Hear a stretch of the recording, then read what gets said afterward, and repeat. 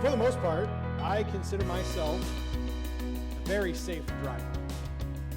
When I'm behind the wheel of the car, I do everything I can to pay attention to everything that's going on around me. I want to be alert. I want to be on the ball. I want to make sure that I'm not doing anything to cause problems. I do my best to follow the speed limit. I don't speed too much, but I don't go slow enough to frustrate the other drivers on the road with me. I like to think I found that comfortable medium. My driving record, if you looked at it right now, would be the driving record of somebody you felt safe to get behind the wheel with. Of the handful of accidents I've ever been in my life, only one could ever be declared my fault, and I still maintain it was the other driver's fault. I've only gotten pulled over about a handful of times, and even less times have I ever actually been given a ticket.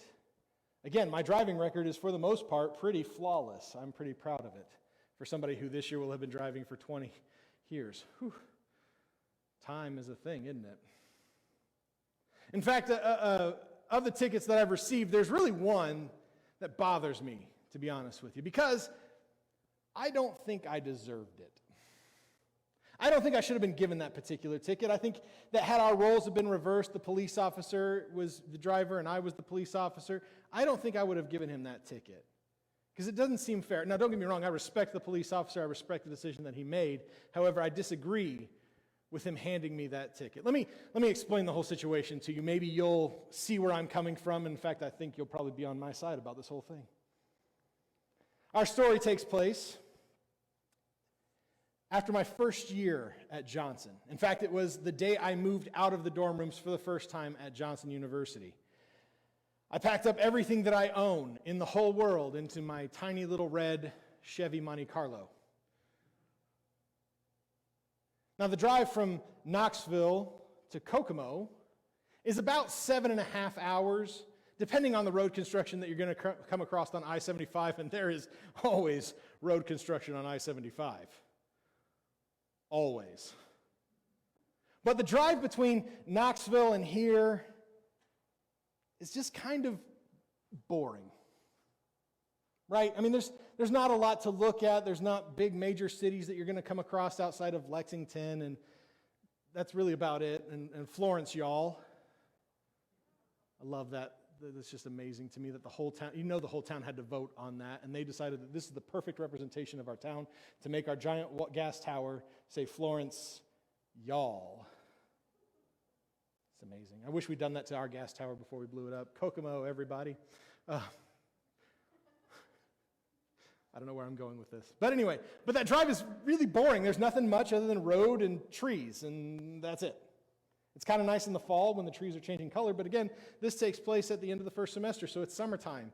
Everything's green. Everything is green. And I like green, but after a while, I'm tired of green. Now, as I was driving, I made my way to the tiny town of Berea, Kentucky. If you don't know where Berea, Kentucky is, it's a tiny little college town. It's just before, if you're driving from Knoxville to Kokomo, it's just before you start getting towards Lexington.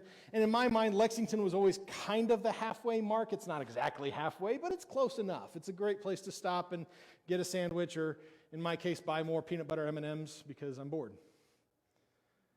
And I get snacky when I'm bored. And I'm apparently bored most of the time.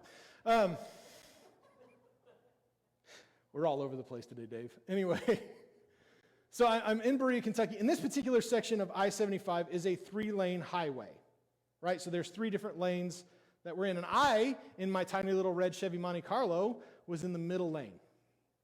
To my left, in the fast lane, or the passing lane, if you will, there was a semi.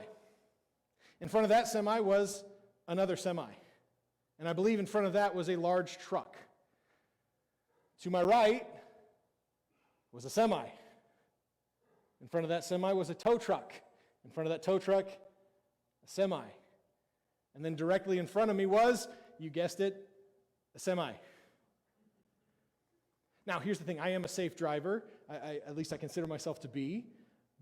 But when you're in a tiny red Chevy Monte Carlo, the only reason you bought was because out of 15 cars that you tried to drive, it was the only one that you had headspace in. Being next to one semi-truck is already a little bit more adrenaline-inducing.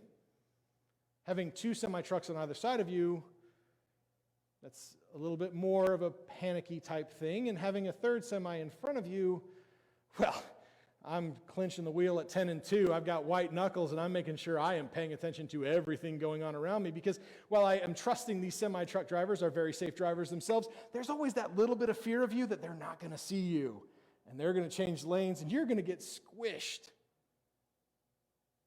So here I am, the day I move out of college, everything I own in this tiny little red Chevy Monte Carlo, gripping the wheel like I'm going to die, surrounded by semi-trucks. It was about this time that I noticed that directly behind me there was a police officer, as if the situation wasn't stressful enough already. Right? I mean, no matter who you are, if you see a cop behind you, there's always that little bit of fear of, what if they found out?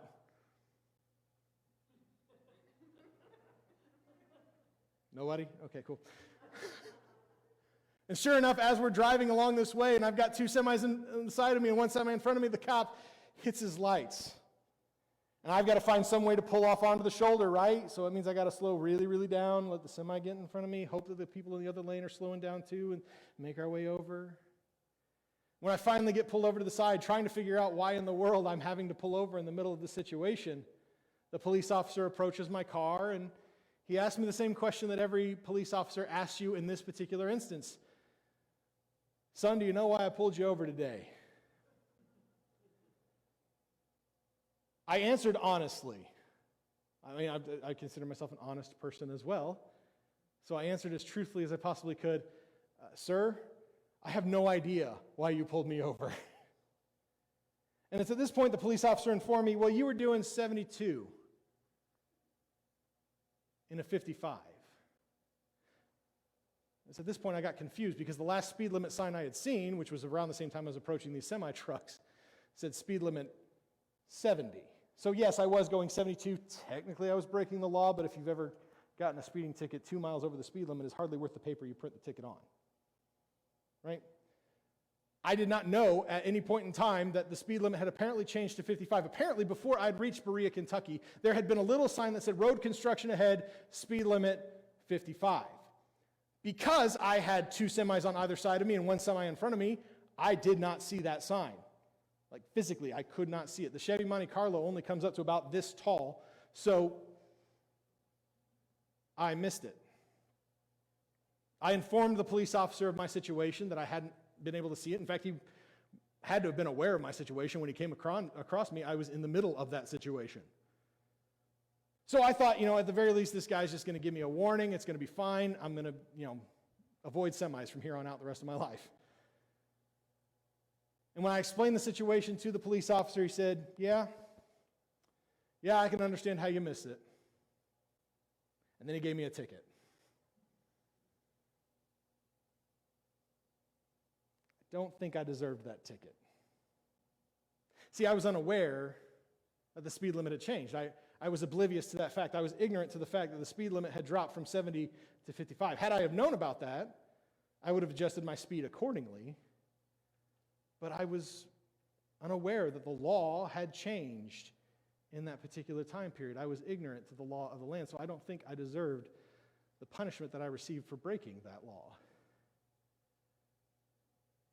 I was unaware of the law in the first place. So why should I be held accountable to a law I don't know? See, the reality of the situation is I very much deserved that ticket. In the moment, I didn't think so. I mean, I was 19 years old. What 19-year-old thinks they ever did anything wrong? But now at 35, I understand, yes, I deserved that particular ticket, because while I was unaware of the law, the fact remains I had violated the law, because ignorance cannot be used to justify the violation of a law. Right? Just because I'm not aware of it, just because I don't know about it, I should have gone with black. Just because I don't understand the law doesn't mean that I shouldn't be held accountable to it, right? Because if that's the case, if in this particular instance I'm able to plead ignorance and it gets me out of violating this particular law, well, then somebody else could use that to justify more heavy crimes, couldn't they? Well, I didn't know that murder was illegal here. I didn't know that I couldn't, shoot a bald eagle That is a federal offense, actually. You will go to real jail. Don't do that. Not that I've ever done that. We can't plead ignorance as a way to justify violating any law. See, any system of society that exists, laws are meant for one reason and one reason only. They're there to protect. They're there to protect the people who live under that system of government. Laws are important. If we don't have laws, then we don't know where the boundaries are. We don't know what it is that's meant to protect us. And if we violate that law and there is no punishment for violating the law, well, then the law becomes worthless. It becomes meaningless. It becomes pointless. So when any system of government is first set into place, one of the most important things that they can do is identify what is the law. And in our text today, in Exodus chapter 20, verses 1 through 17, a new system of government is being put in place, and therefore a new law is being issued. But this is a different law than anything else before it. So if you've got your Bible or your Bible app, open up to Exodus 20. We're going to read verses 1 through 17 here in just a few minutes. But before we do, I think we got to understand where we're coming from. I think we got to know what happened before this so that we can better understand what's going on. This is a text that you're likely familiar with. In fact, I think if you're not familiar with it, have you never paid attention to anything ever? But before this law is laid out, the Israelites spent generations in slavery. They spent whole lifetimes under the thumb and the threat of the Egyptian rule. They were made to work. They were made to have strict punishments if they didn't work. They had to exist under the system that was not there for them. They were tired. They were weary. And probably more so, they were desperate. They were desperate for the God whose stories they had heard all throughout their lives, whose great wonders and great works they had heard about from the time that they could first understand a story. They were desperate for this God to intervene. They wanted to hear from the God of Abraham, who was told by this very God that even though him and his wife were so far away from being able to bear children, that not only would they have a child, but they would become the foundation of a great nation that would shine throughout the entire world. And sure enough, because that God said so, it happened. They were desperate for the God who had been there time after time after time for their father Joseph, who was the reason they were in Egypt in the first place. They wanted this God to intervene. They needed this God to intervene. They needed God in that moment. And yet for generations, it seemed as though God was silent, almost as if he didn't care. When hope seemed lost, when everything seemed like it was never going to work out, God at last intervened.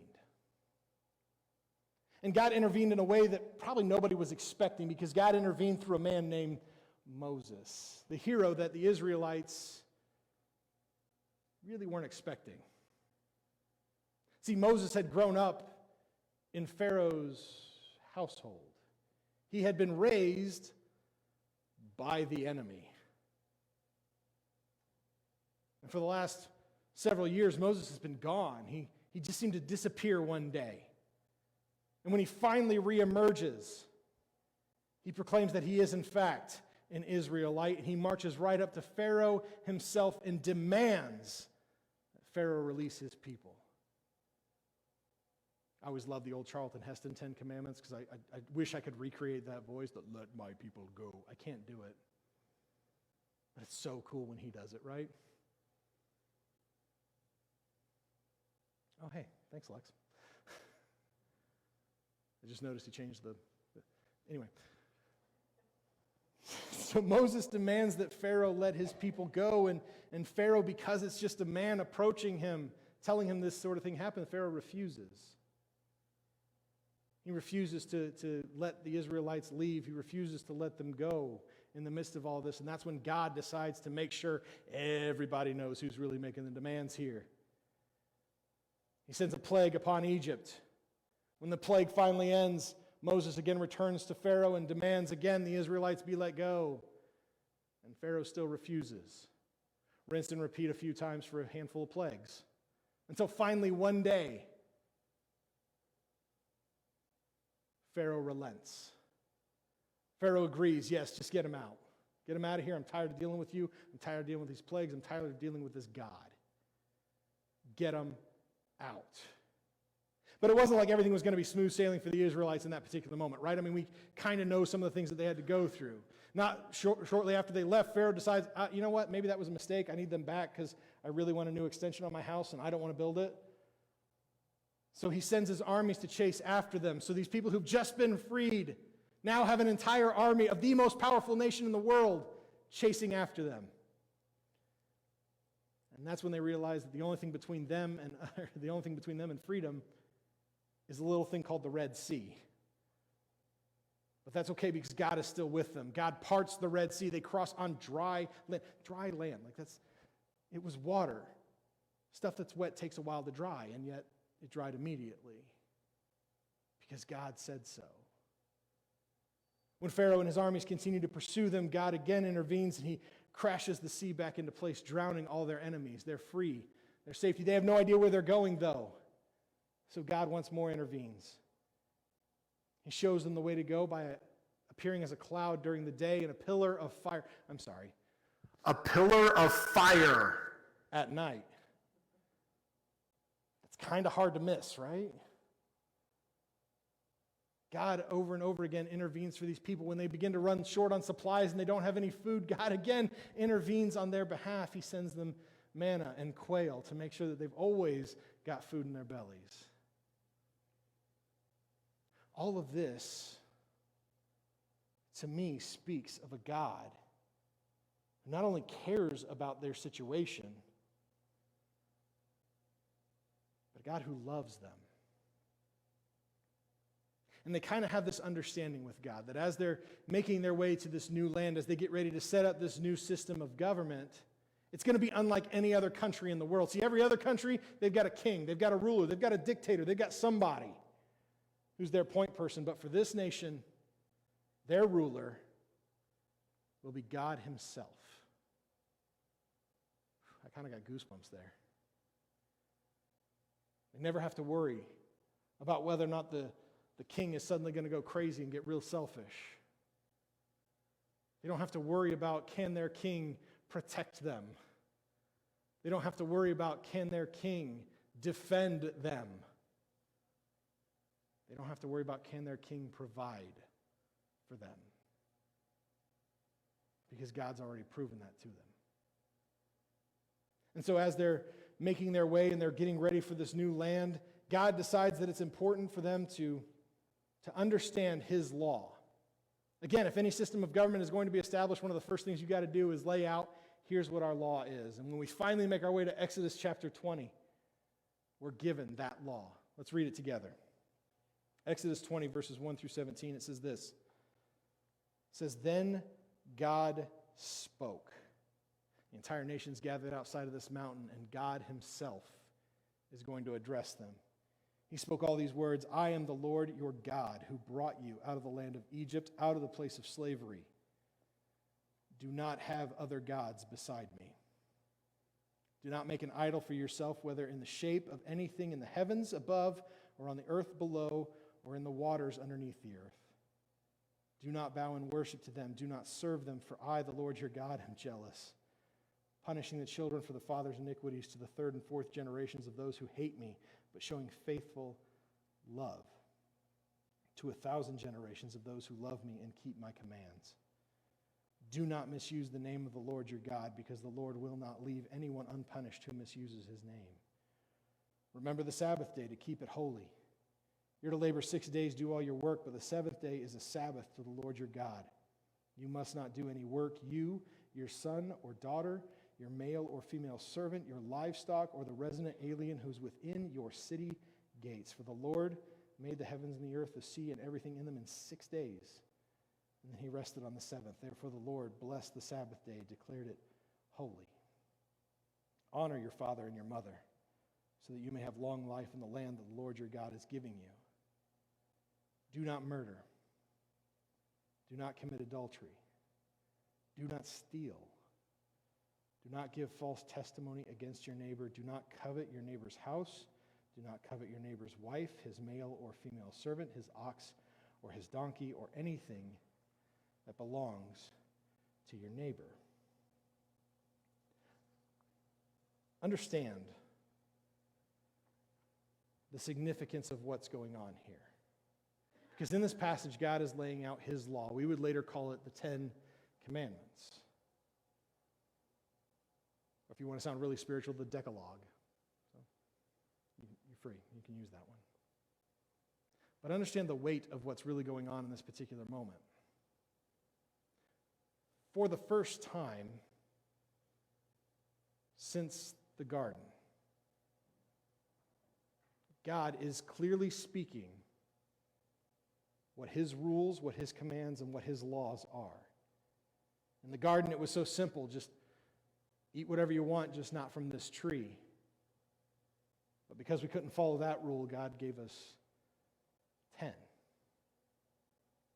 10 laws to understand so you can better follow God. Not only does God speak them, but in Exodus chapter 31, verse 18, we read, when he finished speaking with Moses on Mount Sinai, he gave him the 2 tablets of the testimony, stone tablets inscribed by the finger of God. Not only has God spoken his law, he was kind enough to actually write it down for us. So there would be no question, no misconstruing, no misunderstanding what the law of God is. God has spoken the law. God has written the law. This law would not just stand for the nation of Israel, it would stand for all who fall under the jurisdiction of God, which, last time I checked, that's everyone. Right? We live in the world that God created. Therefore, we live under the jurisdiction of the law of God. This law would not just go to stand to establish the nation of Israel. It was hugely important to that nation, don't get me wrong, but it would go on to be the type of law that nearly every other system of government would follow suit.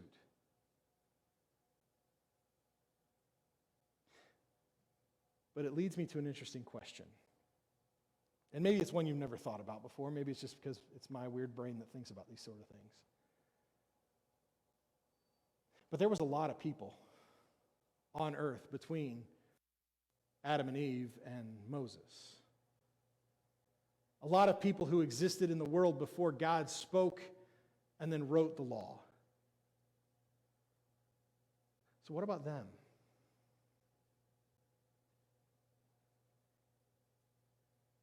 Were they under the law of God? They didn't have the law of God written out for them. They didn't have something they could go to and understand wholly. So did the law of God apply? Absolutely it did. See, because all throughout Scripture, in Genesis and Exodus, even before we get to chapter 20, there is an understanding that there is a law that God has laid out for his people. And there's an understanding that when you violate that law, there is punishment that takes place. Whenever the law of God is violated, we call that sin. Sin is any violation of the law of God, and sin has existed since Genesis chapter 3. We talked heavily about the first introduction of sin in the world, and so if there must be sin, that means that there's law. That means that there's at least some understanding of what the law of God is, because how can you break a law if there is no law? Over and over again, we see the consequences of sin take place in Genesis. Just as God had warned Adam and Eve before they ever ate the fruit, the end result of sin, the punishment for sin, is death. There are several narratives in Genesis and Exodus of punishment being carried out. The flood was the result of sin. Sodom and Gomorrah were the result of sin. Cain was forever marked by God because of his sin. If there is sin, if there is violation of law, then that means that there is law. There was an understanding between God and man of some kind of law being in place. Otherwise, there can't be sin. Even before this, even before our text today in Exodus 20, in Exodus 16:28, God asks, "How long will you refuse to keep my commands and instructions?" The expectation has been, even before the commandments were literally written in stone, that there is a law. That God has an expectation of us. And it is actually possible that even though the law was not written, it was possible for mankind to live under the law. To live righteous lives that followed the letter of the law of God even without knowing the law of God. People like Abraham, like Noah, like Joseph. Heroes of the faith who understood this relationship between God and man and knew that they did not want to violate the law of God, even though the law was not written down. Even though people were ignorant to the law of God, ignorance is no excuse for violating the law.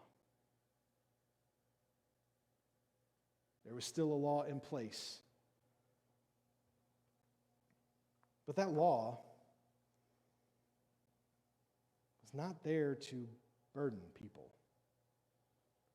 Right? We mentioned this earlier, that every law that's put in place is most frequently for the protection of the people who live under it. It's to set up borders and boundaries to make sure that we don't do something that could cause us or other people pain,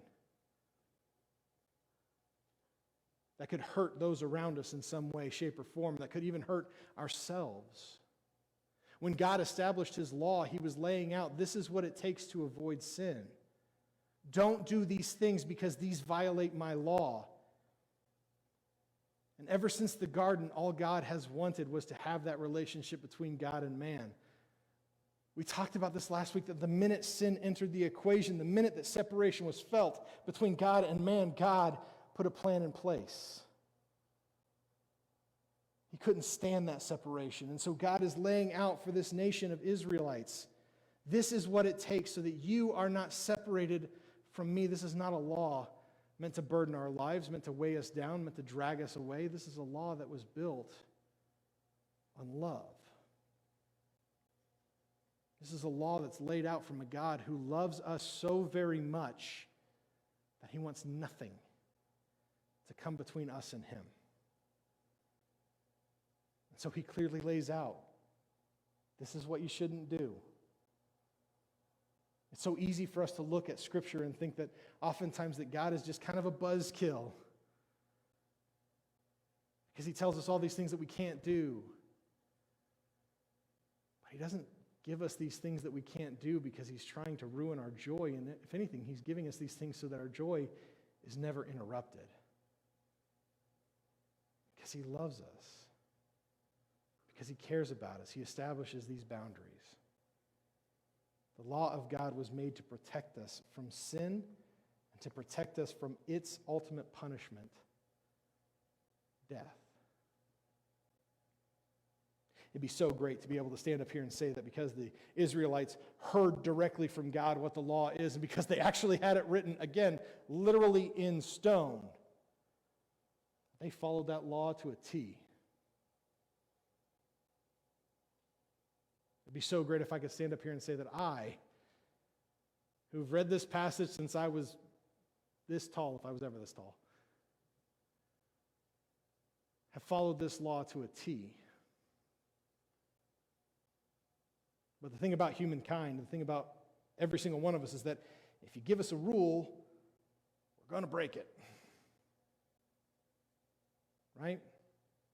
There's always that rebellious nature within us that if you give us some kind of a rule to follow, we're going to find a way to break it. And time after time after time after time after time after time after time, Mankind proved to God that we are incapable of following your rules. Even if we love God, even if we claim that we want to have that relationship with Him, we are still incapable of following the law of God. That punishment is still deserved. And so God, loving us so very much, laying out this law so that we wouldn't be separated from Him, and even when we still broke that law and created that separation between us and Him, He still did something incredible. He took the punishment Himself. The punishment still took place. There was still death as a result of our sin, but God Himself, in the personage of Jesus, came to this world and died because we broke the law.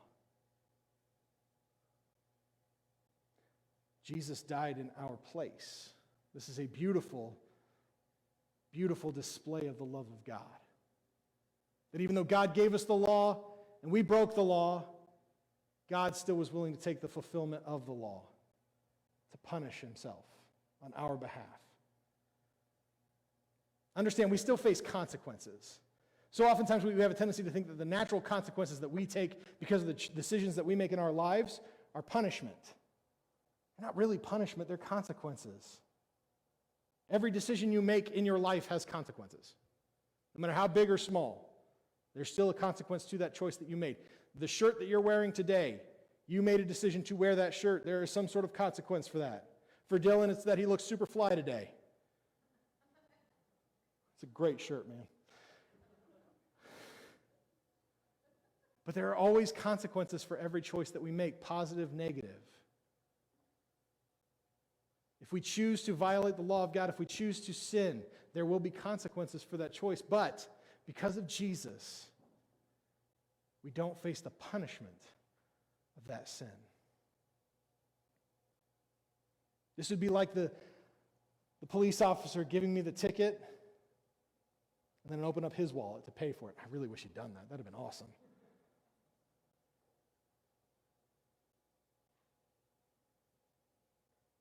I broke the law. I had to face the punishment of that.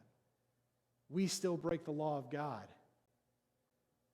But God took the punishment for us. So maybe our natural question to ask here at this point, and a question that I believe that others have asked, is that if Jesus took the punishment for us for our sin, does that mean the law no longer applies? Like we said earlier, if there's no punishment for violating the law, then isn't the law worthless? No. Because the punishment was given. There was still punishment for that. And if we take that approach and that mindset that the law must not apply because Jesus took the punishment, we cheapen grace. We take the most beautiful gift that God ever gave us